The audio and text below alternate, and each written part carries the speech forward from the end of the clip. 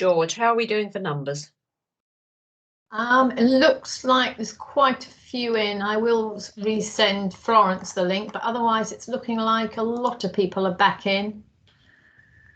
Liz did say she might have problems because she's had historical problems, and I can't see that she's in. Liz is in. I'm in. Oh, you are. Brilliant. Yeah, I did remember. Liz, at the very beginning, before we get into the main agenda, do you want to do any feedback from your last session? Yes, I can do a brief feedback, yes. I think that would be helpful before we open the meeting properly. So you want me to do it now? Yeah. Well, I'm just giving it a moment. I'm looking to George to see how we're doing for numbers.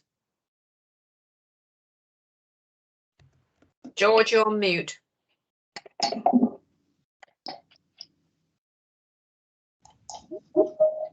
Most are in now, I think, and I'll just try and keep an eye on the lobby, and I'm just going to forward the link to Florence again. Okay, thank you for that. Did she finally get into the last meeting? She did eventually. Excellent. IT has its limitations. And just looking down the list. And I believe Liz, Will Pope is joining us for this one. Yes, he's here. See, I think I saw WP, did I not? Well, maybe not. I haven't seen him yet. I'm here. Yep. Oh, sorry. No, I see you on the list. Yes.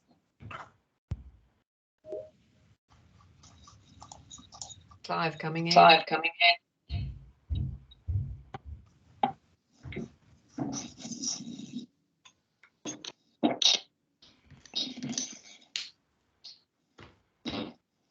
Right, I think the best thing is if we start, because we've got a long agenda tonight.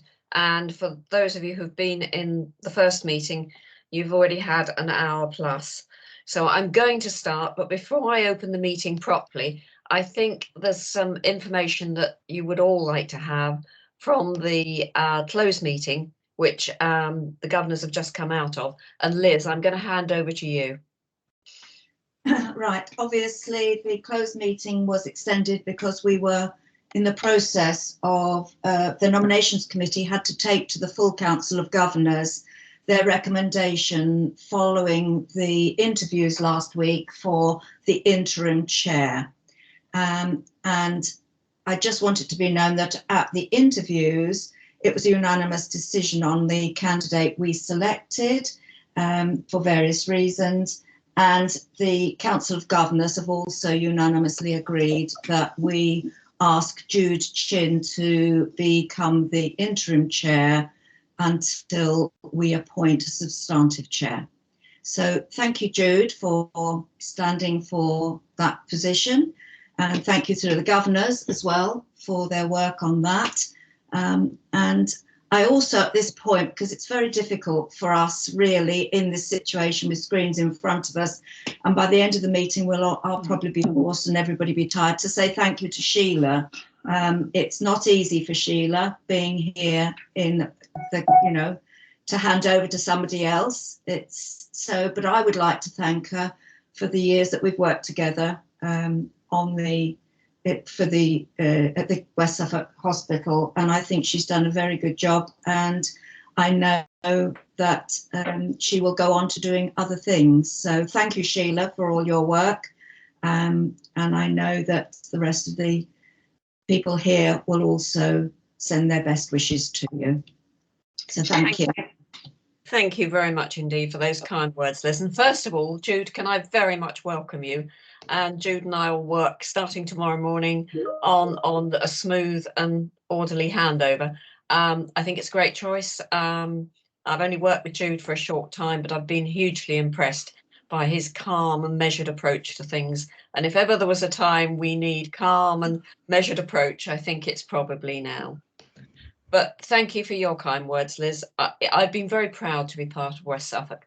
I think it is a great trust. And I do think, and as I go around talking to staff and patients, I think, so much of what we do is absolutely incredibly outstanding. I think we've got great staff, great teams, and it's been a privilege to be part of that. for the time I've been here and to work with such a fantastic board team. And I know that it's a new board team with lots of new energy, and there's so many opportunities moving forward. And I look forward to seeing the board go from strength to strength, the hospital go from strength to strength. And I know that governors will be part of that. It's been great working with the governors over the years, and there's been some outstanding work done by governors. And I wish you all the very, very best in that. And I'll probably say that again at the end. It's my privilege. I'll probably be able to say that again. But it's a really exciting time, I think, Jude, for you to take on the interim chair role. And it'll be even more of an exciting time for a new chair coming in. So thank you. At that point, I think we better move into the main meeting. Apologies for absence. George? Just Robin Howe and Christopher Lawrence has also sent his apologies. Okay, thank you. I don't think I need to remind you to switch your phones to silent, do I? I'm sure you've all done that already. Declarations of interest. Do I have any declarations of interest? I'll take that as no. Minutes of the previous meeting, can we turn to those? I was not going to take them page by page unless I absolutely need to. I'm quite assuming you've marked any issues that you want to raise on the minutes that you've got in front of you. I can see no hands up at all. Clive, my apologies.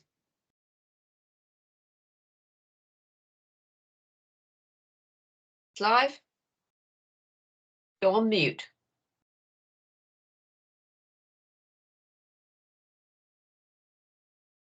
No? That's better, is it? Is that? Yes, that's perfect. On 21-166, I've changed names. It says Okay. I was Colin rather than Clive. So just to prove I read the minutes. Thank you. It's always good to have somebody who's gone through them in detail. So thank you for that, Clive. I can't see any other hands raised. We'll make sure that's altered. George will have that in hand. Could we move to the matters arising then, please?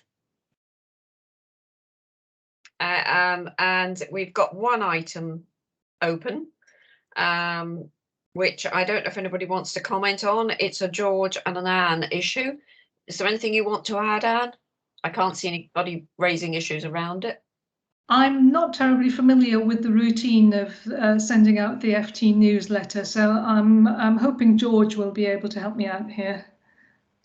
The FT newsletter tends to be fairly ad hoc. I know we are due to send one, but because of the outcome of the rapid review and everything else that's been going on, it has been sort of kept being put back. So really it's a matter of talking with Helen Davies and comms about when they think it would be appropriate to put one out. And I imagine the thing about managing people's expectations is still very relevant. So we will ask comms to include something in that as well. Yeah, I mean, it's obviously for others to decide, but it seems to me that too, the interim arrangements around chairing, for example, might be something that we wish to communicate to members. I think members can sometimes feel they are a little remote from what is happening in the trust itself. And I'm conscious too that governors haven't been able to do that engagement with members that they would normally do.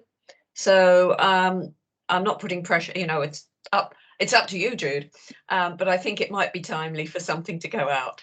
And I think as you move into the recruitment of chair, again, it's quite an interesting time to have some communication. Okay, thank you for that. If there's no other issues from the matters arising, can we move to the chair's report? I don't intend to go through the list as ever. I think I've covered most of my key points. I think, you know, as a board, as myself as an individual, we accept the accountability for the past, but we're very proud of the journey we've travelled in the last year. There is a long journey still to travel. And what I will say is it's a journey which is never done, because if you become complacent about where you are as a trust, in relation to your culture and how you treat your people, as well as, most importantly, how you care for your patients, then it's not a good thing to be complacent in any way. But I'm happy to pick up any questions from my report on the normal stuff or on the issues I've outlined in the narrative. I'll take that as nobody wishes to, in which case we will move on to the Chief Exec's report. And Craig, over to you. Thank you, Sheila. Again, I will take the report as read, but there's a couple of things that I'd just like to highlight. Again, there are colleagues around this meeting that can comment as well, but the pressure that we are experiencing at the moment is very significant and differs somewhat from what we've experienced in previous waves of COVID, most notably because the impact on the organisation of staff sickness that we are seeing at the moment. So rates of COVID in the community are significantly higher than they have been before, but the rate of hospitalisation is much lower. So what we're not seeing are significant numbers of admissions that in the way we have seen in previous waves, but the rates of COVID in the community being so high means that staff are suffering from COVID, and the rules around isolation are meaning that we are running with significant shortages across both acute and community services. We're also seeing those same issues in social care, in primary care, and that's creating a situation which is much more difficult to deal with in some ways than what we've seen before. So it's not the volume of patients, it's the ratio of staff to patients that is causing such a significant issue this time. We are hoping that as we see the rates in the community drop, that we'll see that drop significantly and we'll see it drop quickly, because that's what will get staff back to work. So it's just to try and convey to everyone here, but also through you to the rest of the community, how difficult it is at the moment, and the expectations on staff trying to manage the delivery of care to a standard that is lower than you would normally think is acceptable, creates a type of moral injury that is really difficult to deal with and shouldn't be underestimated. So just when you are in the organisation or out in the community, just being aware of what we're asking staff to do at the moment and what we're asking staff to cope with, I think just a level of understanding will go a long way.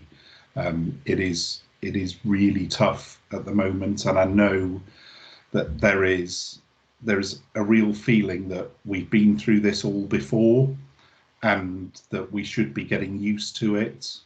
But this, even though the numbers of hospitalisations are not what we have seen before, I think the impact on staff is more extreme now than it has been in the past. Linked to that, the decision that we made a couple of months ago to suspend visiting in the hospital, I think that decision has been vindicated by what we've seen in terms of rates of COVID in the community. But again, that does place a burden on staff, because we rely on visitors and family members to provide comfort to patients, and that makes the job of caring for patients easier. But most significantly, the impact that that has on our patients.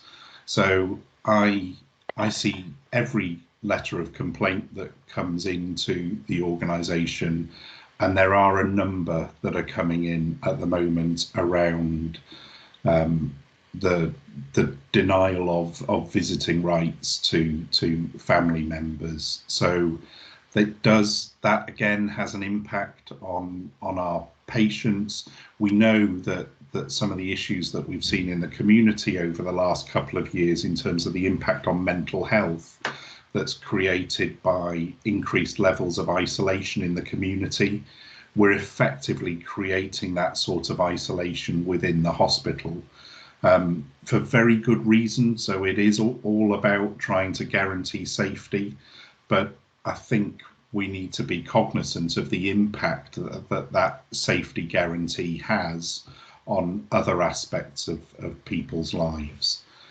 And the final bit of my report that I'd like to highlight is around the Freedom to Speak Up champions. The review is mentioned in the report, and we've discussed the review at previous meetings.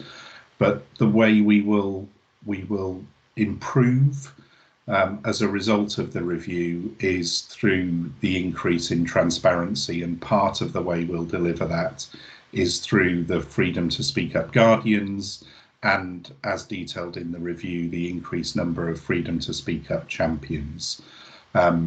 That's the way we will seek to encourage and develop that transparency.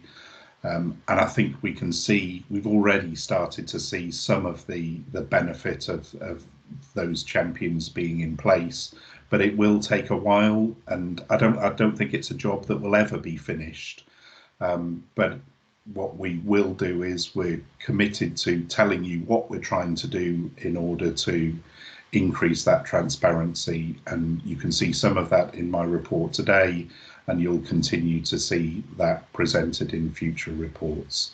Those are the things I choose to highlight, but very happy to answer questions about anything in the report. And as I said at the beginning, there are colleagues around the table who are equally and probably better able to comment on some of the things than I am. Thank you, Craig. Is there anybody wishing to pick up anything from Craig's report? And thank you, Craig, for highlighting the pressures on staff, because I've been conscious in the last couple of weeks as I've gone around the trust just how tired people are. It's that tiredness, it's the constant grind, it's the, as you said, not being able to do quite the job they want to do. And yet you still get some incredible feedback from the patients about how even rushed and busy and pressured they are. Staff are still giving that compassionate care. I'm going to take it that we'll take your report as read. Thank you, Craig. Thank you for that. And I believe there's a Freedom to Speak Up briefing for governors coming up very shortly. So I think that's very timely. You've highlighted that as well, Craig. Okay, in which case, can we move on to governor issues? And Liz, did you want to make any comment on the report there, or do you want to take it as read? No, it's just take it as read. They're just questions that they've asked and have been responded to. Thank you for that. I can't see any hands raised, so I'm going to move straight on to Florence. And Florence, I believe you've got into the meeting. Yes, I did. Can you hear me okay? We can hear you and see you, which is always a good thing. I'm working between a new phone and a new laptop, so. Well, you have success. So, Florence, I'm going to leave you to introduce your report. Okay, again, taking it as read, but just a few things to highlight. Going back to, I think it was Anne said it earlier, and Sheila about the members' newsletter. I've underlined that actually that needs to be pretty much at the top of our agenda at the moment. I think the public are a little bit in the dark. Having read horrible reports, they need to get a good balance of encouragement. So I would very much underline that. The only points I would say is we've got Sarah Judge has joined us, which we're thrilled about, as a staff governor. I think that's going to be a really positive step. And just to let you know, in case anyone doesn't know, that Voice, which is mentioned in the report, is a group of members of the public who have an interest in contributing. And they've had a very difficult 2 years, just like we have had at Engagement, because they've had virtually nothing to do. And so as a result, they lost, I think, quite a few members, and they've re-recruited. So they're under the PALS team, that group of people, and they're going to be doing good stuff, raring to go. And Alan, who visited our meeting last time, said they would look into the possibility of which different groups are being represented, like the stroke groups, diabetic groups, because we don't want to duplicate. We want to work together, not all reinvent the wheel. So there's good stuff happening there. Parish Council newsletters, we've still highlighted that we want to use these more. And Medicine for Members, which Paul Molyneux is going to look at some possibilities there. Other trusts have used online health talks with huge success. They've had an enormous footfall on the website. So that's something being looked into until such time as we can do our Medicine for Members in the community again, which were always incredibly well received. The public loved them. They loved being able to chat to consultants and medics and nurses about their issues. And they were a tremendous way of representing the hospital. So we look forward to that being returned. But in the meantime, it may be that online health talks with good speakers, maybe not necessarily medics even, but good speakers introducing topics for health benefits. So really, I think apart from that, it's as read.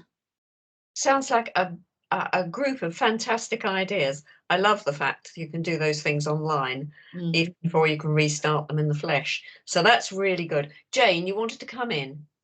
Yes, just to say that I was actually at that meeting. And my name's not there. Oh, thank you, Jane. George, would you amend, please? Well done, Jane. Anne, you wanted to come in? And you're on mute. Yeah, I've got the mute button off. I can't believe I'm getting worse at doing this than getting better. Yeah, I think that we are getting better at identifying opportunities for member engagement. I'm very much sort of in all of my executive meetings and my assurance committee meetings. I can see the ideas coming up of, this is an area where we can get governors engaged, because this role that you have of representing the members and the public needs to become part of the way that we work. And it needs to be linked inextricably with the process of holding to account. And I think, having written the governor's response to the rapid review and sort of the outlining some of the next steps, actually it was almost, even though I know all my years of experience, so I'm familiar with working with governors, I think the importance of those two things happening hand in hand and not separate are the really important thing that we need to reflect on going forward. So I may not be with you for much longer, since Richard is on his phased return to come back, but I will try to make sure that some of the ideas that are coming through thick and fast at the moment will be fed back to you, so that you can add more things to your agenda, that, despite the pandemic, we can still do a lot. And sometimes it's maybe some of the things that we used to do could be replaced by something better. Thank you, Anne. And I think that's right. We're learning new ways, and we mustn't lose sight of the old ways and the strengths of those, but let's take on board the new ones as well. Carol. just very quickly, what Florence was said about contact with parish councils and that. You may already have a link with our council, West Suffolk, the families and communities side of things, but they are, and I can afterwards give you a contact there, because they are in touch with all the parish and town councils and getting information on health and well-being, and they would be a really good link. So if you want to speak to me about it, I'll give it from our point of view. Brilliant. Thank you, Carol. Great idea. Okay, thank you. Are there any other questions for Florence? Okay, sounds like a really good part of the work programme to come, which moves me seamlessly, Anne, over to you and the work programme. Yeah, my mute button is off now, isn't it? Sorry. It is. Yeah, that's fine. Audible. Yeah, this is just a summary of where I mean, it's an old report now because I wrote it for the December meeting in terms of the programme. I think we're beginning to cover an awful lot of ground and giving governors the context that they need to understand what the big issues are that we're dealing with as part of the strategic work programme. There are new ideas coming up all of the time, and I think one of the things what we discussed today at the improvement committee is that there's quite a bit of work that the governors that we need to brief the governors in terms of quality priorities and patient safety priorities and opportunities for governors to get involved there. So I think maybe in April we're going to start looking at involving governors in the production of the quality report and the identification of quality priorities going forward. So it'd be nice if by the next meeting we can have a programme for the whole of 2022, and that's my aim. So nothing more to add to other than to say that. Thank you, Anne. But can I take the opportunity to thank you, because you've done some amazing work in terms of getting that whole programme together and getting it not just planned, but happening. And I think that's a huge advance. I think it's helped to bring some real coherence to the work of the governors. So my big thanks for that, and it's been a real pleasure working with you on it. Okay, thank you. I can't see any hands raised. So if there are no questions for Anne, I'm going to move on to Richard Davis, and I think you're presenting, Richard, the quality and performance report tonight. So I'm going to hand over to you, Richard. Thank you, Sheila. Yes, I will take it as read, pick up one or two key items. The first is nurse staffing. It's perhaps no surprise that this is a key item because of COVID-related pressures, winter pressures, and because of planned and very welcome planned increase in nurse numbers. There are mitigations in place, a good recruitment drive in the UK and internationally, and flexible management of the workforce. But I think, as Craig has said, we need to recognise that this is a very difficult time for the organisation and the pressures are high at the moment. Second is the incident reporting. With the development of the new PSERF programme, there's much more focus on the identification of themes coming out of serious incident reporting for more detailed work. And looking at the themes in the paper, there's perhaps no surprise again what those themes are that have been identified to date. The important thing, I think, going forward is that the proof of the effectiveness of this new approach will be what actually comes out of the identification of these themes and what actions are taken in relation to them. And that is something that we need to keep an eye on. Maternity services, the staffing challenges remain. There is an enormous amount of work going on to support maternity unit and maternity staff, both in terms of trying to recruit more maternity staff, but also recruiting additional supportive staff, which has proved very helpful to take the pressure off the midwives. The pressures are still real, but what I am assured of, I sit on the local maternity and neonatal services board. I attend regular meetings of the maternity safety champions, and of course I attend board and see the board reports. And what I'm assured of is that the maternity services remain safe. It's not to diminish the pressures on staff who are working extraordinarily hard, but the services are safe and effective. And then finally, the operational summary. As Craig has already said, the demand is enormously high at the moment, putting huge pressure on services, having inevitably a detrimental effect on ED targets, selective recovery, and so on. And just to highlight that there's ongoing work, I think, across the system to try and mitigate the effects of the pressures at the moment, but the next few months are going to be very difficult. I think what should be noted is the hard work that went on to winter preparedness, which has meant that things are not nearly as bad as they might otherwise have been. And I think that should be recognised and acknowledged. And hopefully we are beginning to see, at least in the far distance, some distant light at the end of the tunnel. That was all I was going to say. Happy to try and answer any questions. Thank you very much indeed, Richard. Liz, first of all. Richard, can you just clarify and I know it's a bee in my bonnet, but the supernumerary status of the coordinator, it's been a little bit of an up and down. Is that because we can't appoint, or is it because of sickness that's still an issue? It's, as I understand it, entirely due to staffing pressures. The idea is that there should be a senior midwife who acts as a supernumerary on the midwifery unit and should be 100% of the time supernumerary. So they have an overarching view of what's going on. The problem is if 2 midwives phone in sick or tested positive for COVID and there's suddenly a shortage of midwives, it's very difficult for that individual to stay away from doing some of the work that needs doing. The targets, it's often that the supernumerary midwife is only having to step in for a short period of time while they get somebody else in from the community or something like that. So it's often fairly short term that the supernumerary person has to actually do some of the work, as I understand it. But it is just because of the staffing pressures. Yeah, it's entirely that. We just didn't have a supernumerary. So, you know, it's acceptable if it's a staffing, well, it's not acceptable, but it's better to know it's staffing pressures than the fact that we just didn't have somebody. So thank you. Thank you. Alan? I just wanted to query some of where the pressures are coming on the maternity unit.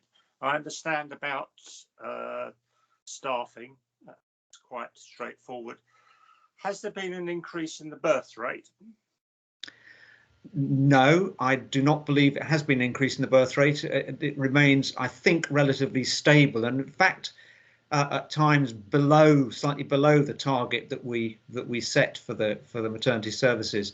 So I think the pressures are almost entirely to do with staffing, and it's not because there is not a desire to have more staff or funding available for more staff. It's just that there aren't trained midwives out there who are looking for jobs. It's very hard at the moment, and that's why we're having to recruit internationally and across the nation. Yeah. Thank you. Good question, Alan. Any other questions for Richard? In which case, Richard, thank you very much for your report and the detail in it. Could we then move on to the finance side of things? And Alan, you're presenting this time, I believe. Alan, can I hand over to you? Hello, good evening, governors and colleagues. The report you see in front of you is a little bit out of date now. It was prepared for the December meeting, so I'm going to give you an update. It was accurate, of course, at the time. As you, just for those of you who aren't quite so familiar, remember our financial year runs from April to March. So at the end of December, we're 3/4 of the way through the year. And the good news is that with the additional COVID funding and to some extent recovery funding, that the Trust is now hoping to remain in a break-even state. So a reasonably comfortable message there, break-even at the moment, and we hope we'll be able to get through the rest of the year remaining at break-even as opposed to a deficit which was originally forecast. Now we're awaiting the guidelines for next year, so obviously the finance team are having to think, months ahead. The situation for next year looks a bit tougher. The amount of income we're allowed to have as a trust is likely to be reduced in real terms, and that means we will have to think about where costs can be saved or initiatives in terms of sustainability or transformation or other approaches can be used to try and trim our sails to that reduced income. So that's something you'll be hearing more about, and I think as NEDS will be particularly focused on that in the coming months to make sure the board is looking ahead to that slightly perhaps tougher financial environment. The cash situation is comfortable, well managed as always, and we've been spending lots of capital this year, and there are still plans to spend lots of capital next year. I think the issue around that is twofold. Firstly, capital is partly to be prioritised now by the bigger integrated care system, so we won't have full control over that. So there'll be priorities to think about as a system. And secondly, of course, as a board, we don't want to spend capital on some of our assets which may be written down or destroyed, if you like, in 5, 6, 7 years' time. So we need to be very prudent about where we sink our capital in the next few years, and there'll be some interesting discussions there, because in the short run we will be under pressure from staff and others to make some of our facilities better, but the board may have to say no, we have to be creative around that and perhaps not deploy a lot of capital against it. So I think there'll be some quite difficult discussions on that. Otherwise, any questions, Sheila? Thank you, Alan, for that. And it's going to be an interesting next 5 to 7 years. Yeah. Any questions for Alan on the finances? And I suspect Craig can still give us any detail we need that Alan might not have his fingertips on. Okay. All right. Thank I'm you. going to take that as no. Obviously, Alan, you were entirely clear. So in which case, if we can move on to the 3I committees, and it's good to see those becoming more embedded. I'm going to come to Richard first, please, as chair of Insight. Thank you. Yes, and you're you've absolutely got the report, Richard, but I'm sure you want to add a little flavour. just a few issues really. By my calculation, we've now had 9 meetings of the Insight Committee, I think, and you're absolutely right, it is embedding well, and in my opinion, developing very well. We have really good input now from the subgroups, the governance groups, and a growing clarity, I think, of the committee's roles and responsibilities, and considerable improvement in how we report up to board and how we integrate with the other. Oh. Since the one on the 16th of December, are first of all appraisal rates across the trust. Sorry, am I you still froze, on? But you're back with us. I'm so there back. was a Sorry, slight gap before the 16th of December.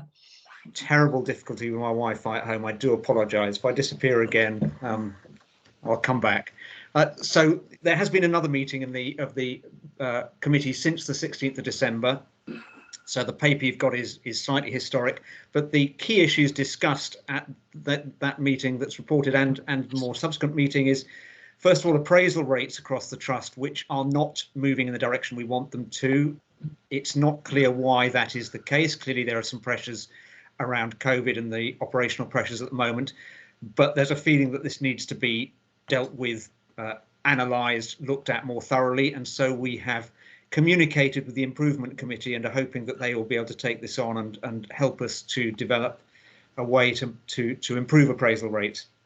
There are issues around waiting times, particularly the very long waiters, those waiting over 104 weeks, and some issues with the 2-week wait services for some areas, particularly breasts and, at least in the recent past, dermatology. The good news is that in dermatology, a new piece of clever software has been introduced, which uses artificial intelligence to help clinicians make diagnostic decisions and management decisions in relation to particularly potentially cancerous skin lesions. And that has had a very significant effect on the performance. And there is work ongoing to get assurance that it is not only reducing waiting lists, but is also something that is liked by patients and by dermatology staff alike. And the feedback initially is that it's very highly valued. It's a simple way of patients getting assessed, convenient for them, and appears to be very effective. So that's a bit of good news. Community services, there is continuing work on incorporating the community services into the trust governance structures, making sure that they're at the heart of what we do and incorporating them into our trust strategies. So that's something that we need to have in our minds as we move forward. The other key issue which I wanted to raise was the need to develop better access to and visibility of key quality and performance metrics. The development of a new IQPR and a trust dashboard has been delayed by the pandemic. It's now something that is becoming a priority, and I know Nicola Cottington is very keen to take that forward at some pace, and in the meantime has been working to make sure that the interim IQPR contains all of the mandated and contractual metrics that we really need to be having access to. So I'll stop there and happy to answer any questions. Thank you very much indeed, Richard. Can I ask, are there any questions for Richard? I can't see any hands up currently, but a great report. Thank you, Richard. And it was really good seeing the progress that had been made visiting the committee the other day. So thank you for that. If there are no other questions, then can I move to Jude and to improvement? Okay, thank you, Sheila. What you have in your papers, governors, are the chair's key issues from 2 committee meetings, I think in October and November. So they're already slightly out of date. And what I'd like to do is really discuss with you the development of that committee, because I think the last time I spoke with you, I think I used the expression that the committee was still establishing itself, and that's partly down to my recent chairing of that committee. I was probably trying to understand myself how all the elements fitted together. I think I can echo some of Richard's sentiments. I think the committee itself is developing extremely well, and the level of assurance I think we're getting both from the governance groups that report to us, the referrals from insight and involvement, and hopefully the level of assurance we're able to pass on to the board is all improving.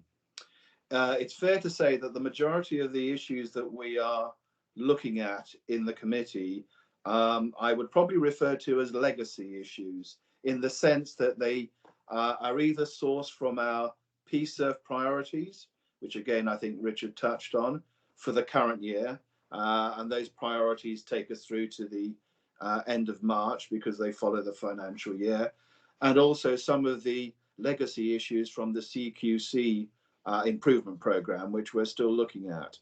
The good news is significant progress is being made on all those fronts.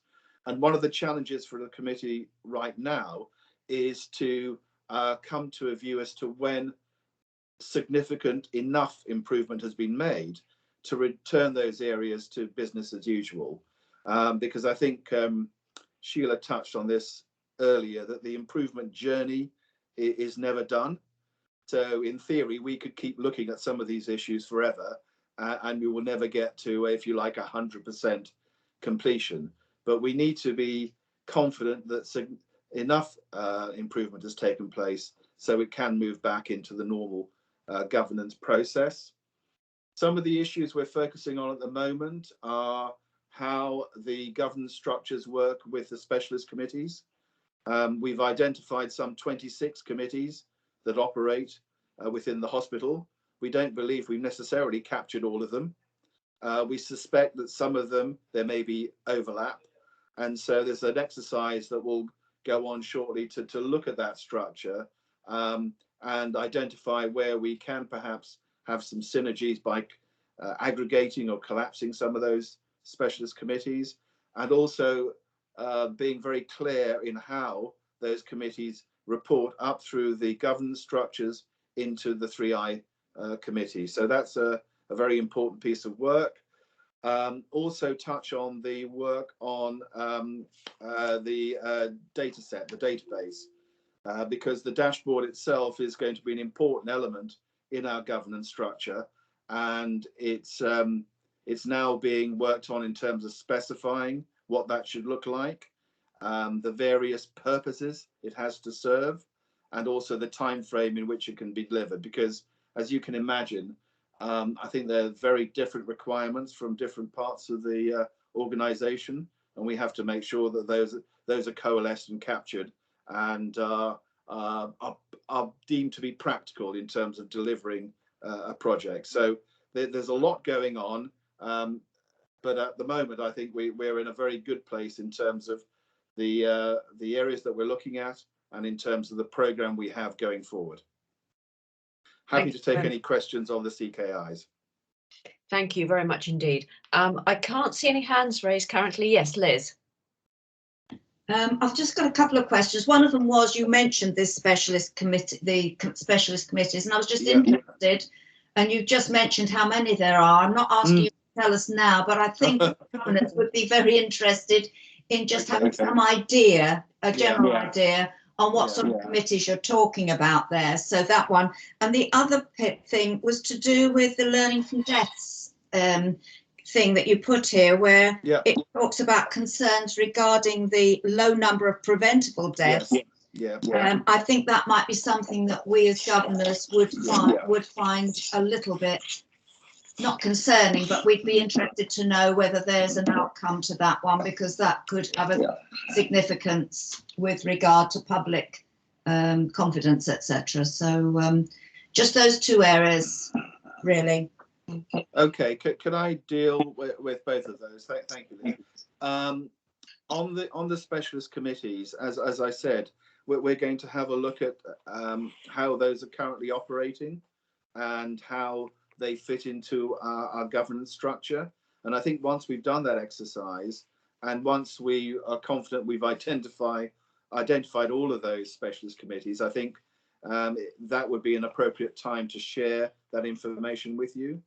I don't think we're necessarily in a position where we're confident that we've captured all of them at the moment, but Anne, I see you've got your hand up, and I know actually you were going to be tasked with doing some work on this. Anne. Unmute. Yes. When I put the organisational framework for governance together, and I think if you go into the board papers for October, I think it was September, October, when that went to the board, there was a very rough first draft in there of some of the committees, but once you start getting going on something, you start realizing what you don't know and what needs to be added on there. So if you want to get a rough idea, go back into the board papers for October, because that will give you probably 60% of the committees and where they flow in. But yeah, what Jude is referring to is there's another piece of work, an audit, if you like, to try and pick up the stragglers. Though again, you know, it's not an easy task. There's an awful lot of stuff that we don't know in any complex organisation. Thank you, Anne. And can I bring in Joe, please? Thank you, Sheila. Thank you, Jude and Anne. I guess it is a question of how do we know what we don't know, but also, I know this isn't part of the governor's role, but understanding what the terms of reference are for each of these committees and what their purpose is going to be a starting point, I guess. Yeah. And it's going to be a difficult one because there'll be some committees perhaps that want to continue, but actually when you have a look at that, it may be that it's not appropriate that they continue. Do you have any thoughts on that? Well, can I just respond before I see Anne's got her hand up?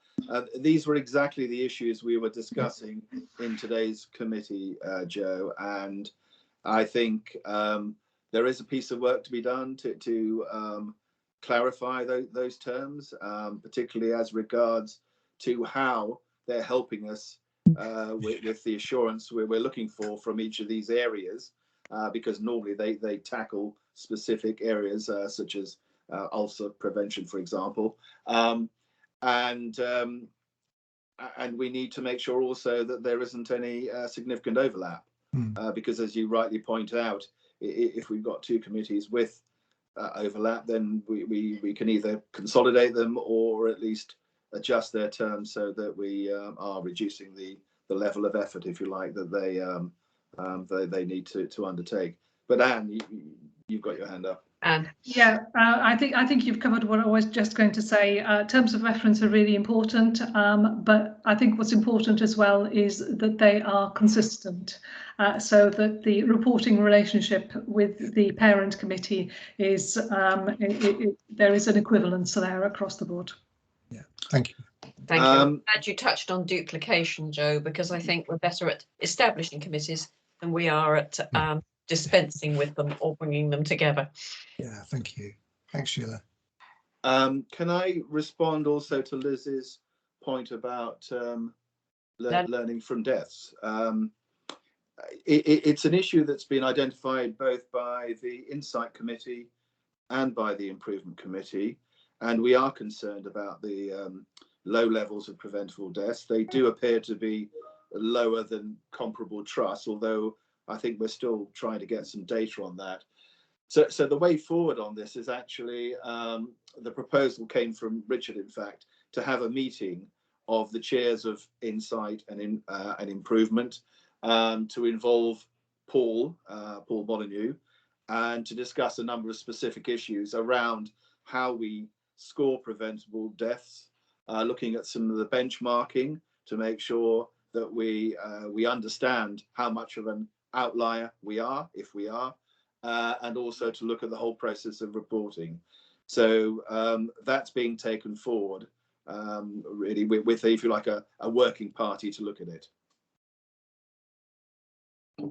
Okay, does that answer your, I think that answers your question, Liz. Yes, it does. I just feel that we must never put ourselves in a position where we're, you know, going to be under suspicion. That's all. Thank you. Absolutely.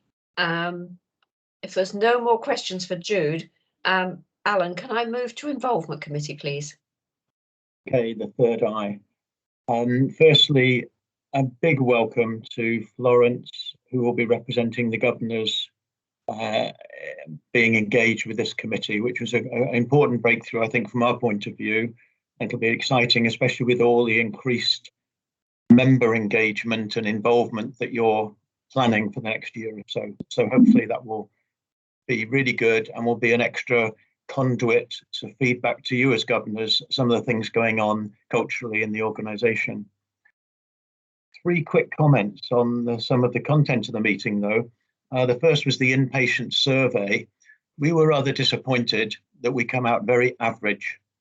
We come out as an average trust when our patients come back to us about the experience they have overall. And that's disappointing for us. We aspire to be better. And so we know we can't be better on everything because of our physical fabric. But we've sort of sent the message back, if you like, to the executive team to say, let's target some areas where we really want to see some improvement in this. And that's something the team will be working on over the next year. So on equality, diversity and inclusion, again, a message of only partial assurance. And I think this is part of our job as assurance committees, is to sort of take a message to our board colleagues and to share with you where we're not completely comfortable of where we are. And the message there to our board and senior management executives, and indeed to you as governors, is we have to try harder on diversity. That means our board appointments going forward, and it means the broader leadership cadre of several hundred people who actually lead the day-to-day operations of the trust. We must try harder to improve our diversity. The numbers are quite challenging for us when we look at the data, and so only partial assurance in that area, and Jeremy and the teams are working hard to think about ways to address that. The last one was freedom to speak up, and Craig mentioned this earlier, you have as well, Sheila. One of the big messages from the external review. We think lots of things have been done over the last year, and indeed there was some recognition of that in the external review. But we know that the board and all of us have to be absolutely focused on this. We can't take our eyes off it. So in a way, we're giving ourselves partial assurance on that too. in that we've got to keep listening, keep creating new channels and different channels for information and worries and concerns to come up through the organisation, and to actually do something about that. So we want to keep that on the agenda absolutely as a key part of our involvement agenda. So that's it for now. We're meeting again in February, and I'll take any questions. Thank you very much indeed, Alan. Were there any questions for Alan or any comments on the report? No, I think you've been entirely clear, Alan. So thank you very much indeed. And thank you to all three chairs, because it's been, I think, great to see those committees developing, embedding, and really getting to grips with the agenda. It's a different way of working, but I think it's a way that will be really supportive to the board in the future. Well, and is already. I'm not suggesting it isn't supportive and helpful now. So thank you very much indeed to all three of you for the work you've done in leading those committees. In which case, Craig, I'm going to move to future systems update, and I'm going to apologise at this point, not to you, Craig, but to William Pope, who has joined us tonight. I welcomed him in the closed session, but I didn't welcome you, Will, in this session. So thank you very much. And the reason I highlight it now is because obviously you are the lead, the non-executive lead for the system for SNE, and you're very welcome attending the board tonight. And I'd like, on behalf of the organisation, to thank you for the support you've given everybody in, well, over a very long period, but particularly in the last few weeks. So thank you for that. And Craig. Thanks, Sheila. So you've got a huge amount of detail in the report that Gary has prepared. I suppose, again, just trying to pick out a few things, significant amounts of work in preparation for the submission of the planning application, and you've got details around a lot of the work around ecology. We are learning more about mushrooms than I ever thought I would, and how many different types of mushroom there are. It's fascinating, but is a significant part of the ecology work that we're doing at the moment.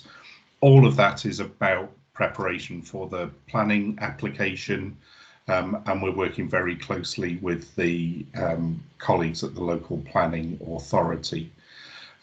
In parallel to that, we're doing work around the clinical model, so that we can ensure that the facility that is created is both the right size, but also, probably more importantly, reflects the right distribution of services across the community, so that what we don't do is we are not overly centralising the method of health provision. So it's very clear in all the strategy documents that you will see that come out of the organisation, and that you've been involved in, that looking to distribute health services as far as possible into the local community is very clearly part of the strategy. So when we're developing a new acute facility in a central location, it's important that that reflects that strategy and is the right size. So a lot of work is going on around the clinical model, and will continue throughout the course of the planning work that we're doing. The final point before I invite any questions is around finance, that's detailed at the end of Gary's report. We have very recently received confirmation as to the budget for the financial year we're currently in. So as with most things financial within the health service, there is a massive amount of uncertainty. So we have had confirmation that the budget for this year is sufficient to deal with the expenditure that we've planned. Having said that, we are still waiting for confirmation for next year. But our plan has always been to do the right thing and continue to do the right thing until someone tells us to stop. So that's the path that we are on. And as I say, that's been supported up till now. But very happy to at least attempt to answer any questions that you might have.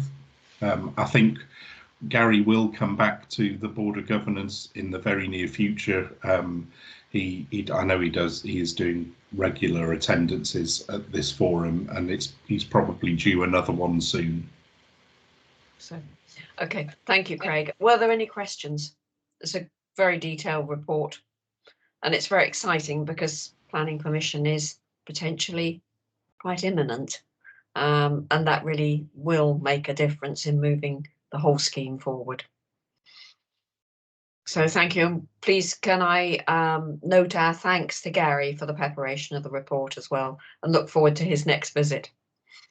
Okay, thank you very much indeed. In which case, can we move on to the Constitution review? Can I thank all those involved, particularly the governors who were involved? I think, you know, it's a great piece of work, but Anne, I'm going to hand over to you to present. Sarah chaired the Governor Director Working Group, so I don't know whether she wants to present this.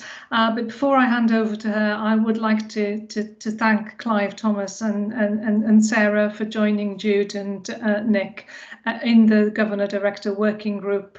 And that they did go through the onerous task of reading the Constitution page by page, so that the rest of the council didn't have to. We had two very good meetings to get the changes through, but I'll hand over to Sarah, who to present as the chair of that group. I was only the advisor to it. Thank you, Anne. And Sarah, over to you. Thank you. I must admit, I don't think Anne was merely an advisor to this. There was a forensic review of the Constitution, and Anne held our hands every step of the way, and it was very, very gratefully received. Thank you. So there's two items on the agenda regarding the Constitution for the Trust. The first one is for the Council of Governors to consider and approve the updated Constitution. You do have the first 115 pages with the changes highlighted in yellow should you wish to read it. But the main changes have been summarised in the report by Anne. Most of these are around clarification or updating wording or removing items that are no longer relevant, seeing as the Foundation Trust has been established for several years now. So we will take this as read if that's all right in terms of the changes. I don't propose to go through them in detail because the Task and Finish group has already done that, and we were fine with suggesting these for approval. So I think the first item is to check that everyone is happy with that and that we can approve those changes, please. Thank you, Sarah, and thank you for leading the process. And thank you, as I say, thank you to all of you involved. Is everybody happy with the proposals? It seems to me that it's both a tidying up and improving, but it's also adapting it a little to be more fit for the future, which is a great thing. Yeah, agreed. I'm going to take silence as approval. That's fine.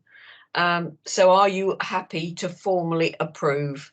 Not just agree with the content, but to formally approve. And again, I will take silence as assent, and I see no dissenting hands at the moment.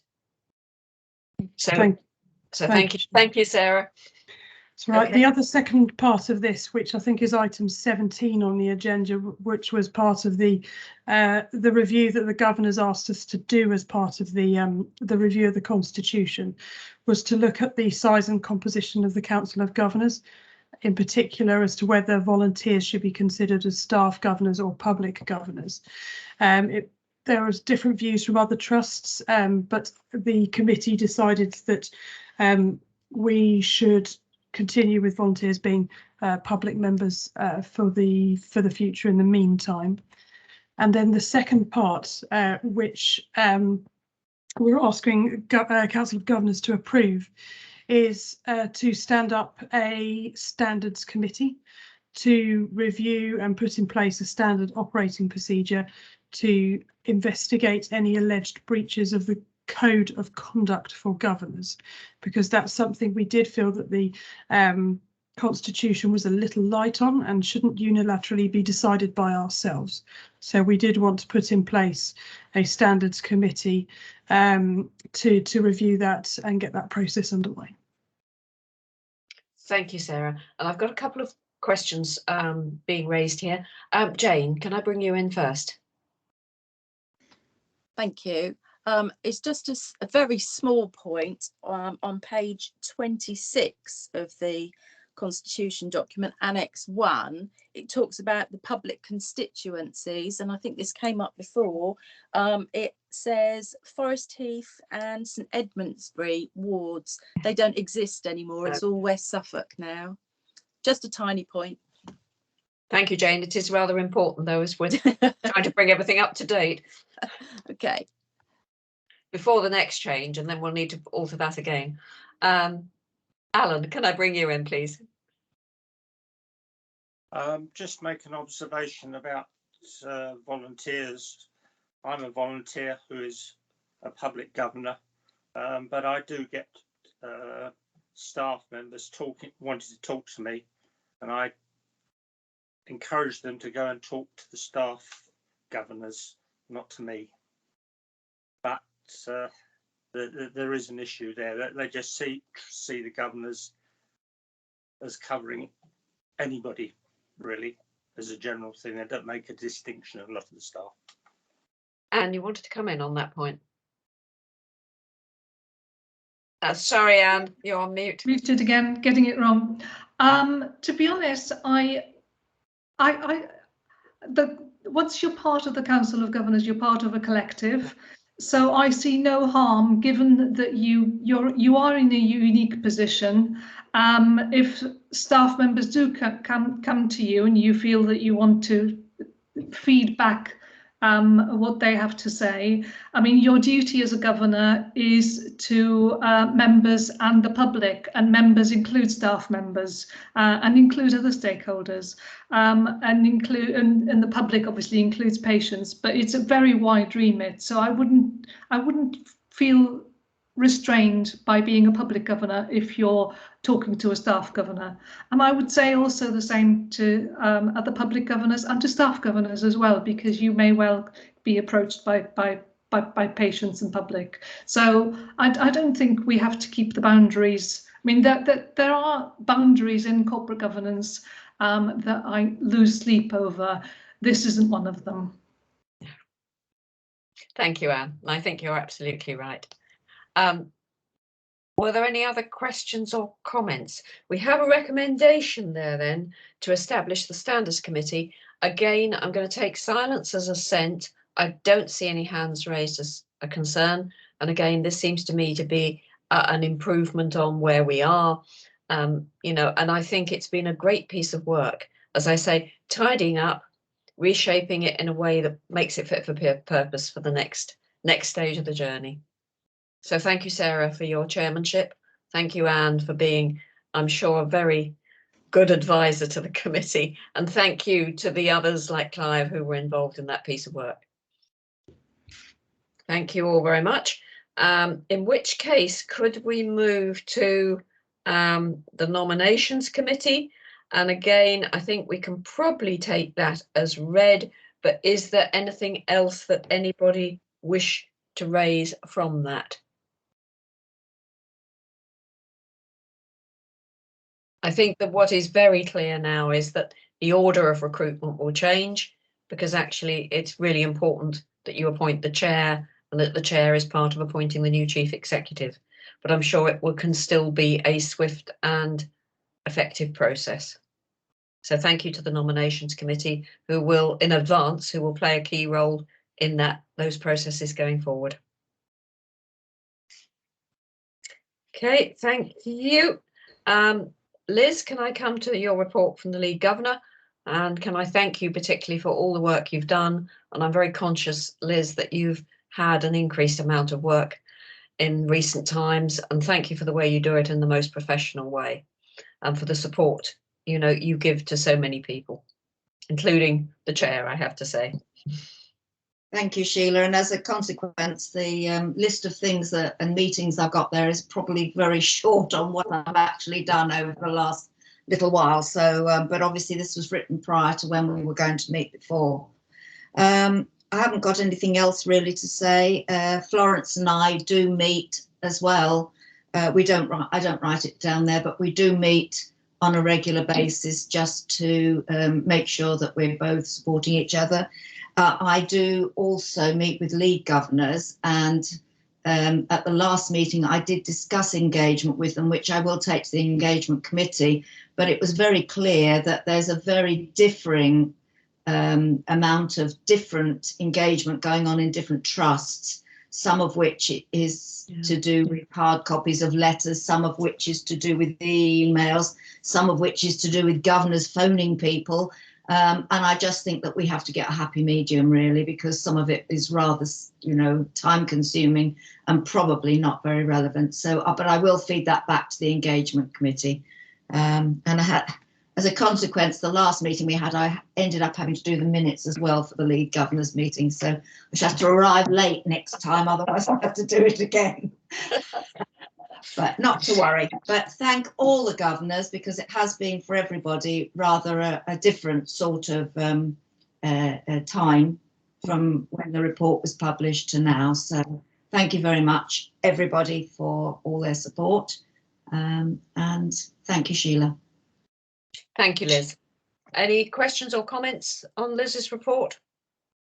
In which case I'm going to move to the staff governance report, and I think we've lost SJ now. So Sarah, I think you're presenting for SJ. I am, yes, thank you. So the staff governors met in late November, and again we had a very useful meeting between us and some other representatives from the trust. We are also looking at engagement as well. There seems to be a key theme coming out of this Council of Governors meeting today, but thinking about how we can raise our profile as staff governors around the trust, and there was a number of actions and activities that we're all taking away to do that as well. The report covers everything we discussed, but in particular Martin Wood did have spoke to us about a very positive walkabout that he'd managed to do around the wards with the patient flow team in particular, which was really useful for all of us to hear, and some of the challenges that they're experiencing, as well as the positivity that was around on the ward. Albeit this was in November before some of the challenges came through in December and in the new year as well. But otherwise, everything's there as in the report. It's beautifully accurate as always, and very positive meetings as usual. Thank you, Sarah, very much indeed for that. Okay, were there any questions for Sarah from the staff point of view? Yes, and it's going to be a very tough next few months, I'm sure, both with the tail end of this wave of COVID and the recovery, which is going to be something of a challenge. So thank you for that. In which case, if there are no further issues, then it is to note the meeting dates going forward and to reflect on the meeting. And Anne, before I do, can I bring you in? Yes, I think there are certain things that will take priority for the governors in the next few weeks, and one of which will be the process for appointing the substantive chair, and the process for appointing non-executive directors, which we will hope to, the recruitment we can run concurrently, but we would want the substantive chair appointed first so that they are involved in appointing the substantive non-executive directors. My gut feeling is that the 17th of February feels a little bit too soon. So I think we need to just recognise that we might need to be a little bit fluid with the dates, depending on the nominations committee and when it meets and what it decides and so on and so forth. And of course, all of the other information there won't be much new information to what you've heard at tonight's meeting. So I think we at some point we'll need to decide whether the 17th of February is the right date or not, but we will try to make sure we give you plenty of advance notice if it isn't, and what the alternative arrangements are. And the other thing, I just wanted to let the governors know, and I have drafted an email to go out, but with everything else that's been going on, I haven't had a chance to send it out yet, is that Richard Jones is back on a phased return basis. And over the next few weeks, I will be handing over to Richard as he gets through his phased return. The way that we've left it is that anything that's brand new, Richard will take forward.